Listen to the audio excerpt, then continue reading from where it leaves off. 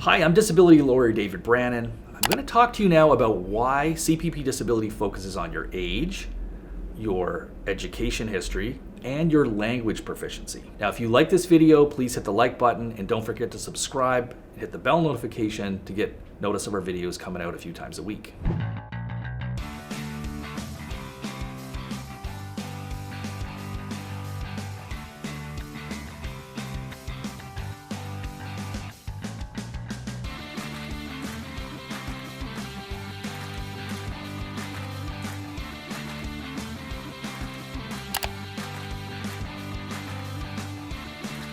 So it's important to know that when your CPP disability claim is being considered by the medical adjudicators or by the Social Security Tribunal judge, they're going to be taking into account your age, your education, and your language proficiency. These are three factors that are considered to be part of whether you meet the definition of disability. We find that many people over-focus on the medical diagnosis as sort of the thing to think about when thinking about disability, but that's not exactly correct. Disability is always related to your capacity to work. This idea of age, education, and your language proficiency, you can see how that would feed into a person's ability to work. Now, there's a few considerations here.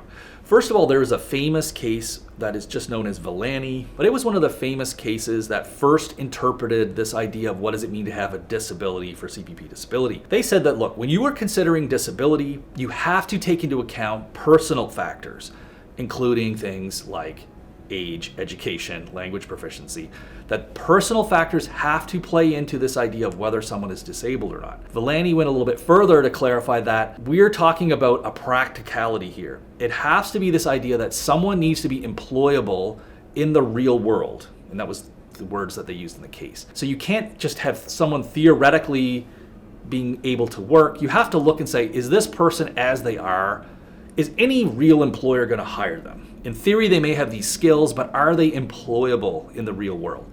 So the personal factors really play into this idea of whether you would be employable. So typically, one of the factors that the decision makers will think about when looking at a case is how likely is it this person could be retrained if they don't currently have the education and necessary to do a certain job. Could we retrain them? Could they, because CPP will pay for people to go on courses, to go back to school, to do these types of things. They will actually do that. They will look at, could this person be retrained? And so one of the things when they're looking at retraining is age is a huge thing. Generally speaking, they're not going to want to retrain people who are already into their mid to late 50s, pushing 60. It doesn't make a whole lot of sense. You're going to retrain someone, they're going to work for a couple of years, and then they're going to be out of the workforce possibly anyway. So the older you are, the less likely they're going to see retraining as a reasonable thing to do. The cost of the retraining might be more than just paying the disability. There's that factor. The younger you are, the more that retraining is going to be seen as an option. Education is important because it also plays into how retrainable someone is and whether or not it makes sense this person has enough of a base education to go to do retraining, or what level of retraining are we talking about here? Are we talking about retraining to get someone up to a high school, or are we talking about going and learning some other skill? Your education level is going to be a huge factor. Generally speaking, people with higher levels of education are going to be seen as having more transferable skills and more likely to be employable in the real world. So if you have a lower education level, you're going to be less employable overall, and that will factor into your level of disability. Now, the third one, and this one just was big in a case that I won recently for a client, is this idea of language proficiency. This is something not a lot of people think about, but there are two factors for language proficiency. One is just general literacy in the official languages of Canada. People who are illiterate, and a large amount of the population has low literacy in Canada. That's something that people don't appreciate. It's something a lot of people are embarrassed about, but it's a reality. And it's nothing to be embarrassed about, but it's the reality out there that a lot of people have very low literacy levels of reading level, of writing, and that is a huge factor.